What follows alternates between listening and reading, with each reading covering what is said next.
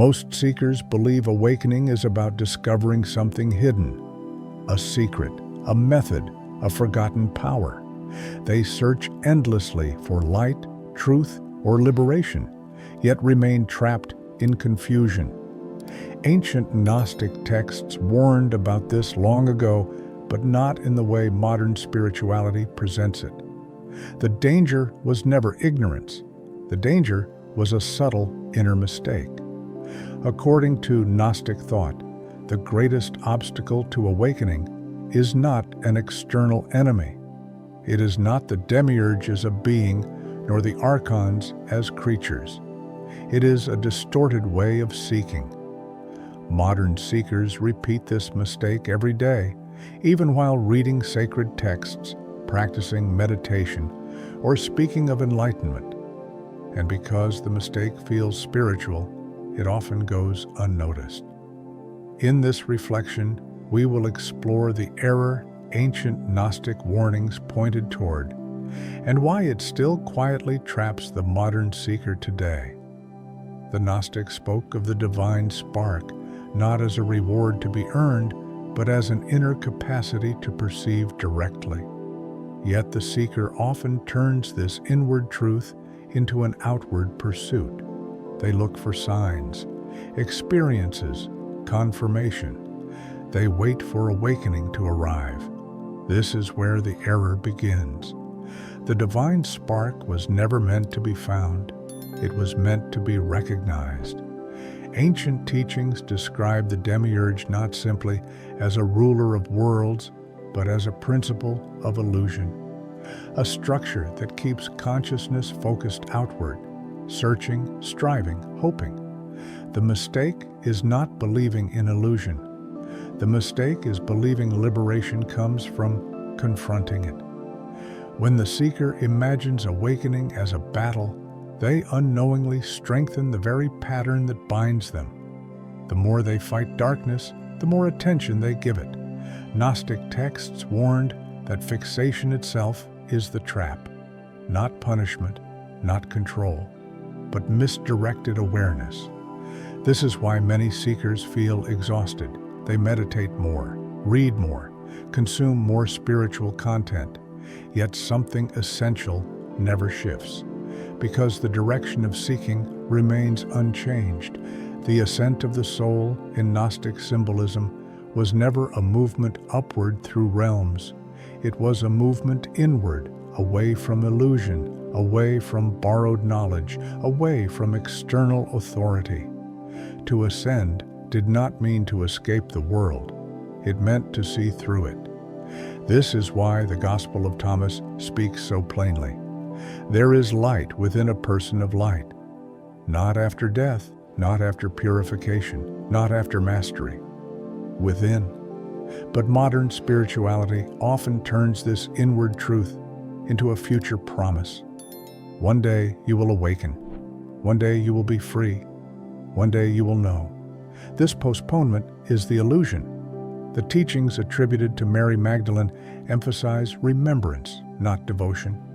She does not instruct the seeker to worship, obey, or wait. She speaks of inner seeing, of knowing without intermediaries. This was dangerous knowledge, because a seeker who sees directly no longer depends on systems, hierarchies, or saviors. The error of modern spirituality is subtle but devastating. It replaces direct perception with endless preparation. It confuses insight with accumulation. It turns awakening into a goal rather than a recognition. Ancient cosmology was never meant to map the universe. It mapped the mind. Each layer represented a deeper identification. Each ruler symbolized a fixation. Each barrier reflected a belief mistaken for truth. The archons were feared not because they were powerful, but because they distracted. They redirected attention away from inner clarity. And what they feared most was not rebellion, but withdrawal of belief. The moment the seeker stops chasing light and begins observing how they seek, illusion loses its grip. This is why awakening feels quiet, not explosive, not dramatic, not performative. It feels like something falling away. The error dissolves not through effort, but through understanding, not through confrontation, but through clarity. The ancient warning was never about enemies after death. It was about confusion before awakening. If this reflection unsettles you, it is not meant to frighten, it is meant to redirect. You do not need to find the light. You need to notice what you have been doing instead of seeing it. This is not a teaching to believe. It is an invitation to observe. And observation, when honest, changes everything. You were never meant to search endlessly. You were meant to remember. This is the Inner Gnosis Archive. Many seekers believe the error disappears once they become spiritual, but the opposite often happens. The error does not vanish. It adapts. It learns new language, new symbols, new practices. And this is why it becomes more difficult to see.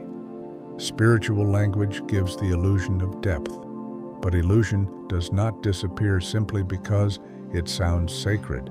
It becomes more convincing.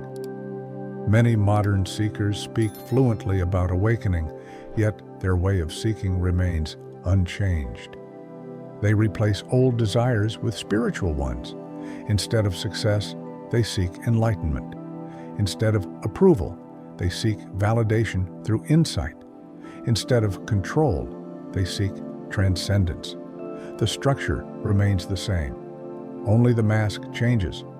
This is why ancient Gnostic warnings emphasized awareness, not accumulation. Because accumulation strengthens identity, and identity resists clarity. Spiritual practices, when misunderstood, become shelters for the ego. Meditation becomes a performance. Silence becomes an achievement. Insight becomes a possession. The seeker begins to measure progress. How calm am I today? How detached do I feel? How awakened do I appear? But awakening was never about appearing different. It was about seeing differently. This is where many feel frustrated. They do everything they were told. They meditate daily. They read sacred texts. They watch countless teachings. Yet something feels strangely untouched, because the error survives effort. Effort feeds the idea of a future state, and a future state postpones clarity. Ancient Gnostic symbolism warned against this delay. They described the mind as layered, not because ascent takes time, but because identification takes depth. Each layer is not passed through action, but through recognition. This is why forced transformation fails. You cannot escape illusion by chasing its opposite. Light pursued as an object becomes another distraction. The seeker becomes tired, not because awakening is difficult, but because the direction is wrong. This exhaustion is not a failure. It is a signal that effort has replaced observation, a signal that seeking has replaced seeing. And here the error begins to loosen, not when a seeker does more, but when they begin to question how they seek at all. This questioning is uncomfortable because it threatens identity. It dissolves roles, the meditator, the knower, the awakened one. And what remains feels uncertain. But this uncertainty is closer to clarity than certainty ever was. Ancient Gnostic teachings did not offer techniques for awakening. They offered warnings about what blocks perception, warnings about mistaking movement for progress. The correction they pointed toward was simple, but not easy. Stop seeking light as something separate from seeing. Stop postponing clarity. Stop waiting for a future awakening. The Gospel of Thomas does not speak of gradual arrival. It speaks of recognition. When you know yourselves, then you will be known. Not later, not after purification, not after mastery. Now, this knowing is not intellectual. It does not come from belief. It arises when attention stops running outward, when the seeker no longer asks, "What should I do to awaken?" and instead notices, "What is preventing me from seeing?" This shift is subtle. Nothing dramatic happens. No visions, no fireworks, no confirmation. There is only less movement, less striving, less commentary. And in that quiet, something becomes obvious. The light was never hidden, only overlooked. The teachings attributed to Mary Magdalene reflect this clarity. She does not guide through authority. She does not instruct through hierarchy. She reminds. She speaks to perception itself. This is why such teachings were considered dangerous, because they left no room for intermediaries, no systems to maintain, no roles to perform, only direct seeing. Ancient cosmology was misunderstood when taken literally. It was never a map of the universe, it was a mirror. Each realm symbolized a deeper attachment. Each ruler symbolized a belief mistaken for identity. Each barrier represented attention misplaced. The archons did not imprison through force. They distracted through fixation.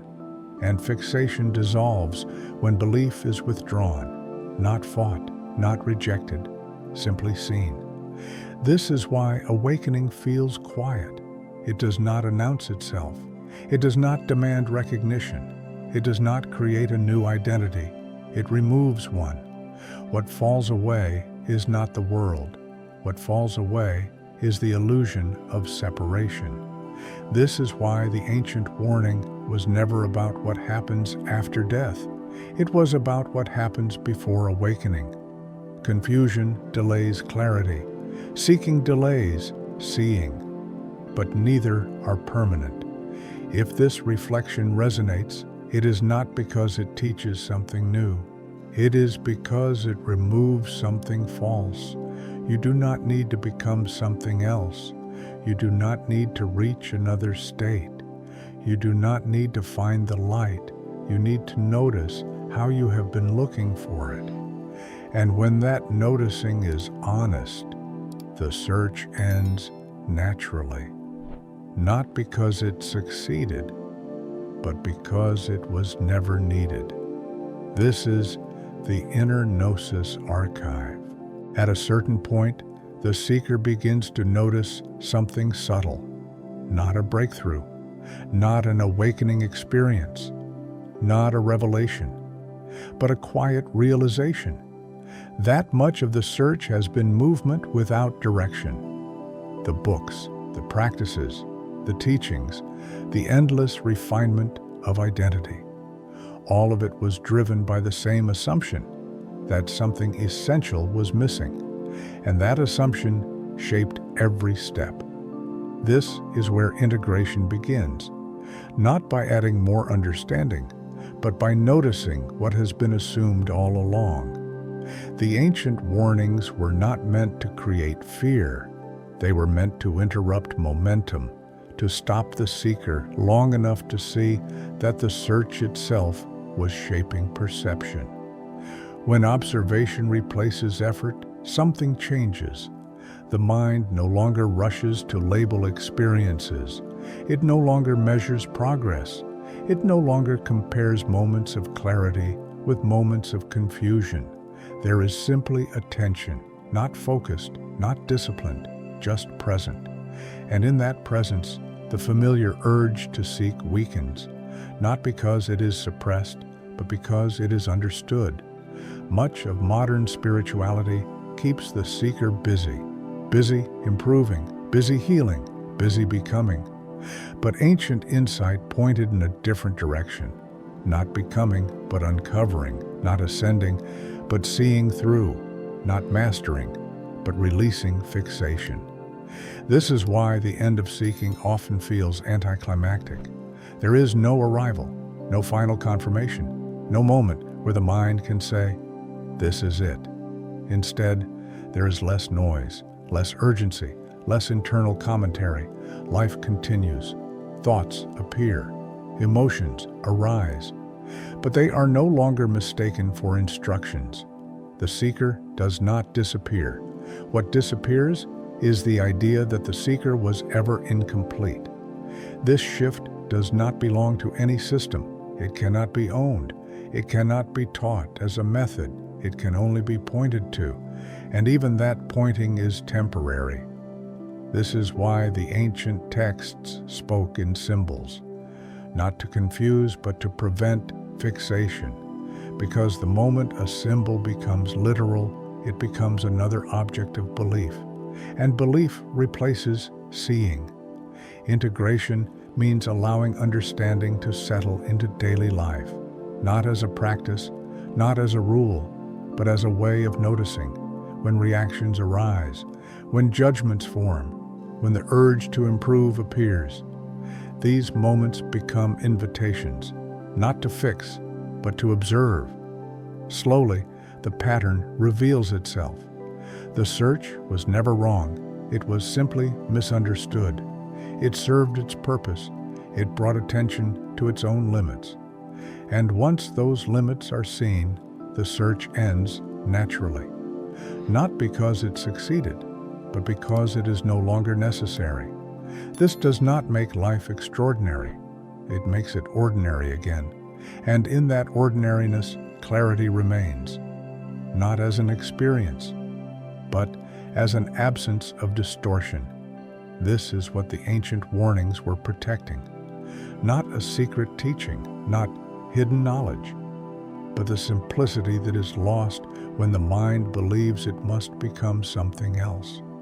If this resonates, there is nothing to adopt, nothing to follow, nothing to remember as a concept, only the invitation to notice and to allow what is already clear to remain unobstructed. This is not the end of a journey. It is the end of misunderstanding the journey. This is the Inner Gnosis Archive.